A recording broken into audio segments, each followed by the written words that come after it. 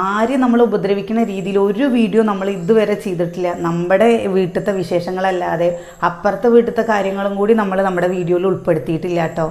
ഇന്ന് വന്നൊരു നല്ലൊരു കമൻറ്റാണ്. നല്ലൊരു കമൻറ്റ് പറഞ്ഞു കഴിഞ്ഞാൽ ഒരു പെണ്ണിനെ സംബന്ധിച്ചിടത്തോളം ഏറ്റവും നല്ലൊരു കമൻറ്റാണ് കേട്ടോ. പ്രസീത വിധവയാവട്ടെ എന്ന്. അതേപോലെ കഴിയുന്നടേ പ്രസീത വിധവയാകട്ടെ എന്ന് ഒരു സൈഡിൽ നിന്ന് ഒരാൾ പ്രാർത്ഥന കൂടി. പ്രസീത മക്കളെ പച്ചയ്ക്ക് പെട്രോൾ ഒഴിച്ചിട്ട് കൊളത്തിയിട്ട് പച്ച തുണിയില്ലേ, തുണിയിൽ എനിക്കിത് പറയാൻ കിട്ടണില്ല കേട്ടോ. അങ്ങനെ ഒരു കമന്റ് കണ്ടിരുന്നു. ഞാൻ എന്ത് പ്രസീതയുടെ 3 മക്കളെ പച്ചയ്ക്ക് പെട്രോൾ ഒഴിച്ച് കത്തിക്കണം. ഈ 2 ലക്ഷത്തിന്റെ മുകളിൽ ജനങ്ങൾ കണ്ട ഈ കമന്റ് നിങ്ങൾ എന്തിനു ഡിലീറ്റ് ചെയ്ത് കളഞ്ഞു? നിങ്ങൾക്ക് എന്താ പച്ചയ്ക്ക് കത്തിക്കണ്ടേ? നിങ്ങൾ കാണണ്ടേ? എന്താ അപ്പോ കാരണം നിങ്ങൾ എന്തായാലും ഒരു ദിവസം മറ നീക്കി വരും. അധികം വൈകാതെ തന്നെ ബാക്കിയൊക്കെ. ഹലോ ഗൈസ്, വെൽക്കം, വണക്കം. ഒരു 2 ദിവസത്തിന് മുമ്പാണ് എൻ്റെ ഇൻസ്റ്റഗ്രാമിൻ്റെ അകത്ത് ശനിയാഴ്ച ഓക്കെ. അപ്പോൾ അന്ന് കുഞ്ചൂസ് ഫാമിലി എന്ന് പറയുന്നൊരു അതിൻ്റെ ആ ഒരു ഫാമിലി വ്ളോഗ് ചെയ്യുന്നവർ എനിക്ക് ഇൻബോക്സിൽ ഒരു മെസ്സേജ് എനിക്ക് ചെയ്തിട്ടുണ്ടായിരുന്നു. അതിനുശേഷം ഞാൻ 2 ദിവസം എനിക്ക് വ്യക്തിപരമായ കുറച്ച് ആവശ്യങ്ങൾ കാരണം വീഡിയോസ് ഒന്നും ചെയ്യാൻ കഴിഞ്ഞിട്ടില്ല. അപ്പോൾ അതിനകത്ത് അവർ പറയുന്നത്, ഹായ് ബ്രോ, ഞാൻ Kunjus family YouTube, FB, insta എല്ലാറ്റിലും വീഡിയോസ് ചെയ്യുന്നുണ്ട്. 3 ദിവസം മുന്നേ ഏതോ ഒരാൾ മകളെയും ഭർത്താവിനെയും വധഭീഷണി രൂപത്തിൽ കുറേ കമൻറ്റുകൾ ചെയ്തു. ഞാനത് സൈബർ സെല്ലിൽ പരാതിപ്പെട്ടിട്ടുണ്ട്. ഇതല്ലാതെ മറ്റെന്തെങ്കിലും വഴിയുണ്ടോ? ഞങ്ങളെല്ലാവരും വല്ലാത്ത വിഷമത്തിലാണ്, പ്ലീസ് റിപ്ലൈ എന്ന് പറഞ്ഞിട്ട് തൊഴുതുകൊണ്ട് അവരത്രയും വിഷമിച്ച് നിൽക്കുകയാണെന്നതിൽ അപ്പുറത്തേക്ക് പറയാനൊന്നുമില്ല. ഞാൻ നോക്കട്ടെ എന്ന് പറഞ്ഞിട്ട് പോയി. ഞാൻ പറഞ്ഞല്ലോ തിരക്കുകൾ കുറച്ച് കാര്യം. അപ്പം അതിനകത്ത് കുറേ അധികം കാര്യങ്ങൾ ചോദിച്ചു. ഞാൻ അതിനകത്തൊരു വോയിസ് ഞാൻ ചോദിച്ചിട്ടുണ്ടായിരുന്നു. ഇത് എന്താ കമൻ്റായിട്ട് ഇട്ടത്, അത് ഡീറ്റെയിൽസ് ഒന്ന് അയച്ചു തരുമോ? ഇത് അയച്ചു തരുമോ എന്ന് ചോദിച്ചാൽ അവർ അയച്ചിട്ടുണ്ടായിരുന്നു. ഞാനത് കുറച്ച് മുമ്പ് ചെക്ക് ചെയ്തപ്പോഴാണ് കാണുന്നത്. പക്ഷേ വളരെ രൂക്ഷമായിട്ട് ഈ പ്രശ്നം ഇപ്പോൾ പൊയ്ക്കൊണ്ടിരിക്കുകയാണ്. അല്ല, എനിക്ക് അറിയാൻ പാടില്ലാത്തതുകൊണ്ട് ചോദിക്കുക, ഈ മറ്റുള്ളവരുടെ ലൈഫിൻ്റെ അകത്ത് അപ്പം അവർ വളരെയധികം നന്നായിട്ട് ജീവിക്കുന്നു എന്ന് കാണുന്ന സമയത്ത് ചില ആൾക്കാർക്ക് അവരുടെ ചൊറിച്ചിൽ അങ്ങോട്ട് മാറത്തില്ല. അവരുടെ സന്തോഷ ജീവിതം തകർക്കുക, അവരെ നശിപ്പിക്കാൻ വേണ്ടി ശ്രമിക്കുക. നമ്മളെ ഈ ചാനലിൽ ഒരുപാട് ജീവിതങ്ങൾ ഡിസ്കസ് ചെയ്ത് പോകാറുണ്ട്. അതിനകത്ത് മിക്ക സമയങ്ങളിൽ ചിലതിനോടൊന്നും താല്പര്യമില്ലെങ്കിൽ പോലും പിന്നീട് അവർ ഓക്കെ ആയി കഴിഞ്ഞാൽ, അഥവാ നമുക്ക് തന്നെ അവരുടെ അടുത്ത് വെറുപ്പ് തോന്നുന്ന രീതിയിലുള്ള പെരുമാറ്റം അവർ ആദ്യം കാണിക്കുമെങ്കിലും പിന്നീട് അവർ ഓക്കെ ആണെന്ന് കണ്ടു കഴിഞ്ഞാൽ ഞാൻ ചെയ്യുന്നൊരു പരിപാടി വെച്ചാൽ അവരിനി എന്തായാലും പോട്ടെ, ഇനി ആ ഒരു വിഷയമായിട്ട് ബന്ധപ്പെട്ട് എങ്ങനെ വന്നിരുന്നാൽ അതിനെക്കുറിച്ച് സംസാരിക്കേണ്ട, കാരണം അതങ്ങ് പോട്ടെ എന്ന് വയ്ക്കും. പക്ഷേ ഇത് ഭയങ്കര മോശമാണ്. കണ്ടുപോകൂ. സീത വിധവയാവട്ടെ എന്ന്. നമ്മുടെ കൂട്ടുകുടുംബത്തെ വിശേഷങ്ങളും അവിടുത്തെ കളിചിരികളും ആരും നമ്മൾ ഉപദ്രവിക്കുന്ന രീതിയിൽ ഒരു വീഡിയോ നമ്മൾ ഇതുവരെ ചെയ്തിട്ടില്ല. നമ്മുടെ വീട്ടിലത്തെ വിശേഷങ്ങളല്ലാതെ അപ്പുറത്തെ വീട്ടിലത്തെ കാര്യങ്ങളും കൂടി നമ്മൾ നമ്മുടെ വീഡിയോയിൽ ഉൾപ്പെടുത്തിയിട്ടില്ല കേട്ടോ. ഇന്ന് വന്നൊരു നല്ലൊരു കമൻറ്റാണ്. നല്ലൊരു കമൻറ്റ് പറഞ്ഞു കഴിഞ്ഞാൽ ഒരു പെണ്ണിനെ സംബന്ധിച്ചിടത്തോളം ഏറ്റവും നല്ലൊരു കമൻറ്റാണ് കേട്ടോ. പ്രസീത വിധവയാവട്ടെ എന്ന്. അതേപോലെ കഴിയുന്നടേ പ്രസീത വിധവയാകട്ടെ എന്ന് ഒരു സൈഡിൽ നിന്ന് ഒരാൾ പ്രാർത്ഥിക്കുന്നു. മറ്റൊരു സൈഡിൽ രേണുസുതിയെ പോലത്തെ ഒരു വിധവയ്ക്ക് ജീവിക്കാൻ വേണ്ടിയിട്ടും ഫൈറ്റ് ചെയ്യേണ്ടി വരുന്നു. ആലോചിച്ച് നോക്കണം എന്തുമാത്രമാണ് ഈ ഒരു പ്രശ്നം. ഇതിനകത്ത് ഞാൻ ഒരൊറ്റ ക്വസ്റ്റ്യൻ ചോദിക്കാം. ഇത് എന്തടിസ്ഥാനത്തിലാണ് ഈ ഒരു സ്ത്രീയെക്കുറിച്ച് ഇത്രയും ഇതായിട്ട് അവർ ഇപ്പോൾ റീസെൻ്റ് ആയിട്ട് എനിക്ക് തോന്നുന്നു വളരെ ഫാസ്റ്റായിട്ടെന്തോ അവർ പെട്ടെന്ന് അവരുടെ ചാനൽ ഗ്രോ ചെയ്തു. അതിൻ്റെ കാരണം എന്താ? ആൾക്കാർക്ക് ഇഷ്ടപ്പെടുന്ന എലമെൻറ്റ്സ് ഉണ്ടാവാം, വളരെ സന്തോഷകരമായിട്ടുള്ള രീതിയിൽ ആൾക്കാർക്ക് കുറച്ചധികം എൻ്റർടൈൻമെൻറ്റ്സ് അതിനകത്ത് കിട്ടുന്നുണ്ടാവാം, വളരെ ഗ്രാമീണ പശ്ചാത്തലത്തിൽ സാധാരണ ജീവിതം ജീവിക്കുന്നത് കാണാനുള്ള ആൾക്കാരുടെ ത്വര കൊണ്ട് ആ വീഡിയോസ് കാണുന്നതാവാം. അത് എന്തായിരുന്നാലും അത് കാണുന്നവരുടെ ചോയ്സാണ്, അത് കാണണമോ വേണ്ടയോ എന്നുള്ളത്. നമ്മളിപ്പം ചില ആൾക്കാർ ഇപ്പോൾ കഴിഞ്ഞ ദിവസങ്ങൾ കേട്ടാണ് ഞാൻ കണ്ടൊരു സംഭവമാണ്. അഹാന കൃഷ്ണ എക്സ്ക്ലൂസീവ് സംഭവം തുടങ്ങിയിട്ടുണ്ട്. അത് അഹാന കൃഷ്ണ ഇൻസ്റ്റഗ്രാമിൻ്റെ അകത്ത് എക്സ്ക്ലൂസീവ് എന്നുള്ള സംഭവം തുടങ്ങിയിട്ടുണ്ട്. ഇനിയിപ്പോൾ മറ്റേ എന്തോ ഒരു കാർ എടുത്തു, ആ കാറിൻ്റെ പൈസ തിരിച്ചടയ്ക്കാൻ വേണ്ടിയിട്ട് ആണ് എക്സ്ക്ലൂസീവ് എന്ന്. ഈ എക്സ്ക്ലൂസീവ് എന്ന് കണ്ടാൽ ഉടനെ തന്നെ വിചാരിക്കുന്നത് അഹാന കൃഷ്ണ നാളെ മുതൽ ഈ മറ്റേ അവരുടെ പലതും പേഴ്സണലായിട്ടുള്ള കാര്യങ്ങളൊക്കെ തുറന്നു കാണിച്ചുകൊണ്ടുള്ള സംഭവം ആയിരിക്കുമെന്നൊരു ധാരണ വെച്ചിട്ടാണ് ആ ഒരു മുൻവിധിയോടുകൂടി അതിനങ്ങോട്ട് ടാർണിഷ് ചെയ്ത് അതിന് പ്രത്യേകിച്ച് ഒരു വീഡിയോ ചെയ്യണമെന്ന് ഞാൻ വിചാരിക്കുന്നുണ്ട്. എത്ര മോശമാണ്. നമ്മളിപ്പോൾ ചില കോണ്ടെക്സ്റ്റുകളിൽ ചില വിമർശനങ്ങൾ നമുക്ക് ആർക്കെതിരായാലും വരും.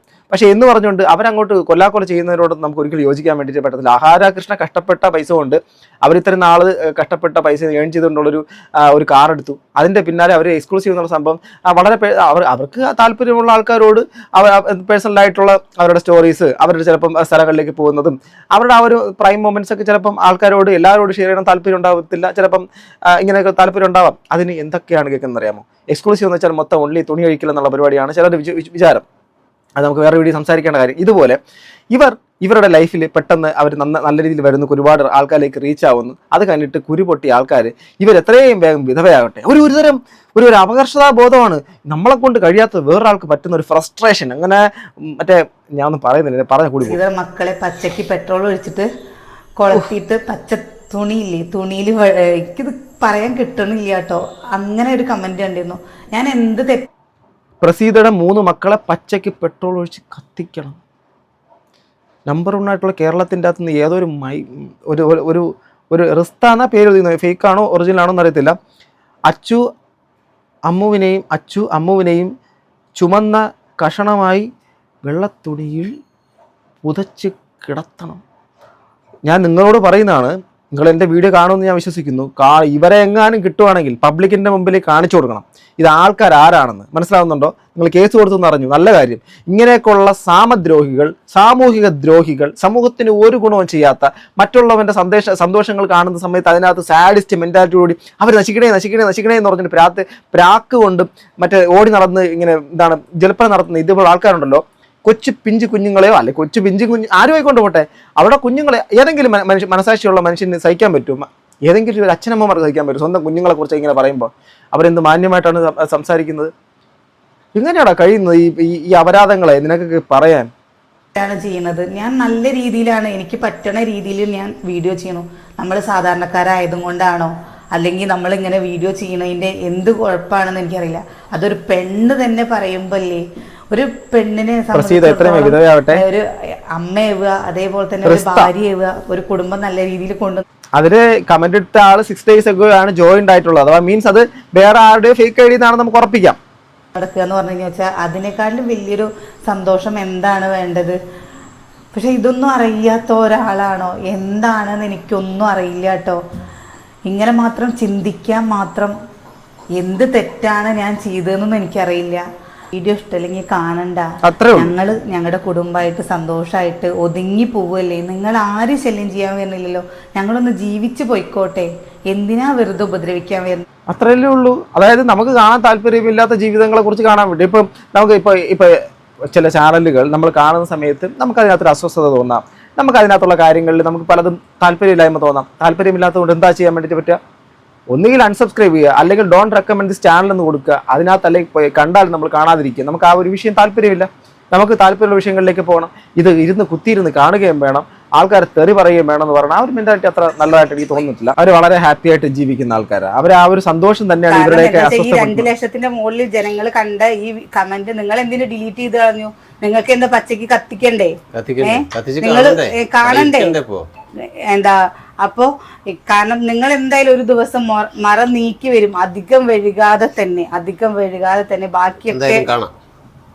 അതായത് ഈ കമന്റ് ഇട്ടിട്ട് വലിയ ഘോര പ്രഭാഷണം നടത്തിയ ടീംസ് ഒക്കെ കമന്റ് മുക്കിയിട്ടൊക്കെ കണ്ടമ്പോഴേ ഓടിയിട്ടുണ്ടെന്നുള്ള കാര്യം അറിയില്ല. കാരണം ഇവർ കംപ്ലൈന്റ് കൊടുത്തിട്ടുണ്ടല്ലോ.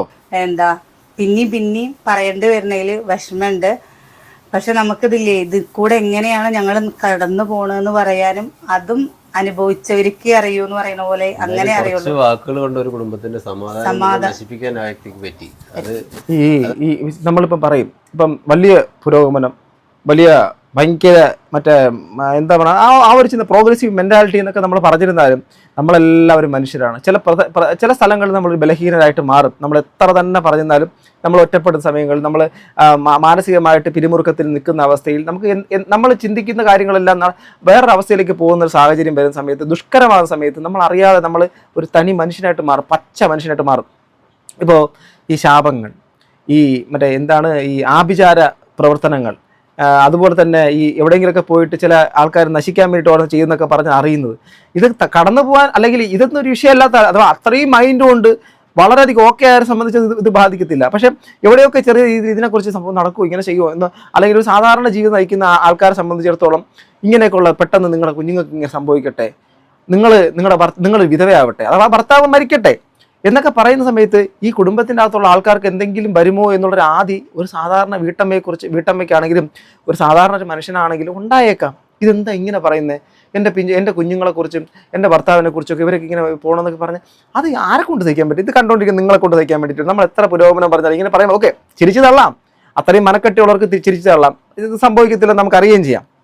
എന്നാലും അത്രയും മനക്കെട്ടിയില്ലാത്ത സാധാരണക്കാരെ സംബന്ധിച്ചിടത്തോളം, വളരെ സാധാരണ മനസ്ഥിതിയുള്ള ആൾക്കാരെ സംബന്ധിച്ചിടത്തോളം അവരെ കൊല്ലുന്നതിന് തുല്യമല്ലേ? അവരുടെ ജീവിതമാണ്, അവരുടെ കുടുംബം, അവരുടെ കുഞ്ഞ്, അവരുടെ ഭർത്താവ്, അതുപോലെ തന്നെ ഭർത്താവിനാണെങ്കിൽ ഭാര്യയും മക്കളും ഒക്കെ. ആ കുടുംബത്തിൻ്റെ ചിഹ്ന ഭിന്നമാവണം, അതിൻ്റെ സമാധാനത്തിൽ നിന്ന് നഷ്ടപ്പെടും, അത് നശിച്ച് നാമാവശേഷമാണ് വെണ്ണീറാവണം എന്നൊക്കെ പറയുന്ന മനോഭാവം ആ മനോഭാവത്തിനെ കുറിച്ച് അവർ എന്ത് വേദനിക്കുന്നു ആലോചിച്ച് നോക്കണം. അങ്ങനെയുള്ള കുറച്ച് ആൾക്കാർക്ക് ചില കമൻറ്റുകൾ മാത്രമാണ്. പക്ഷെ അവരെ സംബന്ധിച്ചിടത്തോളം അവരുടെ സമാധാനത്തിന് നഷ്ടപ്പെടുത്തി കളഞ്ഞു.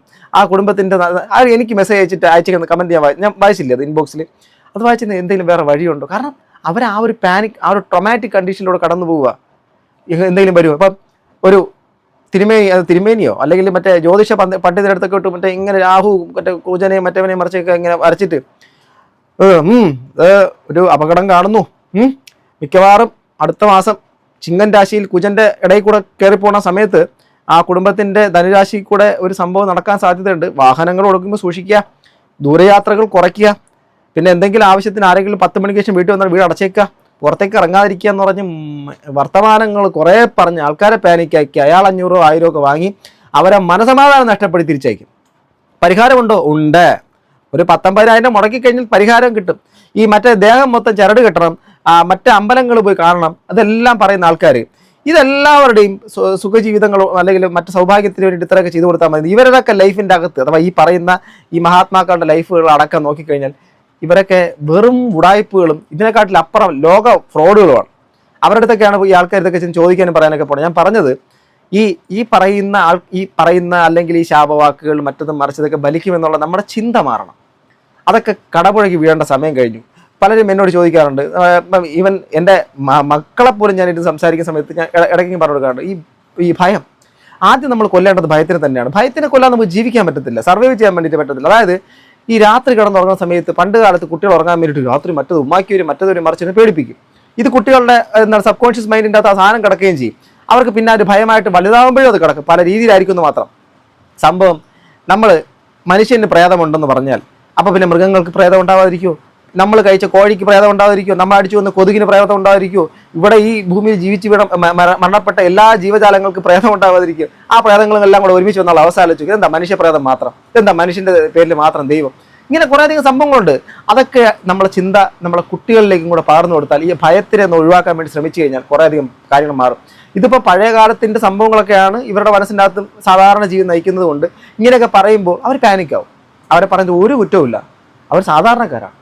അതുകൊണ്ടാണ്. അല്ലാതെ കുറേ അധികം നമ്മൾ ചിന്തിക്കുമ്പോൾ നമ്മൾ വളരെ യുക്തിപരമായിട്ട് ചിന്തിച്ച് നോക്കൂ. ഇങ്ങനെയുള്ള ഒരു കാര്യം ഒരാൾ കമൻറ്റ് ഇട്ട് നമ്മളെ ബാധിക്കില്ല. പക്ഷെ ബാധിക്കുന്നത് എങ്ങനെയാണ്? നമ്മൾ നല്ല വിശ്വാസികളായിരിക്കും. കാരണം ദൈവവിശ്വാസം അല്ലെങ്കിൽ മറ്റെന്തെങ്കിലും തരത്തിൽ വിശ്വാസം, ആ വിശ്വാസത്തിൽ അടിയുറച്ച് നിൽക്കുന്ന ആൾക്കാരായതുകൊണ്ട് ഇങ്ങനെയുള്ള വിരുദ്ധ ശക്തികൾ മറ്റുള്ള സാധനങ്ങൾ നമ്മുടെ ജീവിതത്തിലേക്ക് കടന്നു കയറാമെന്നുള്ള ഭയം നിലനിൽക്കും. മനസ്സിലാവുന്നുണ്ടോ? പണ്ട് മറ്റേ അപ്പനമ്മമാർ പറയുന്നത് കാലാട്ടി കഴിഞ്ഞ ദാരിദ്ര്യം വരും.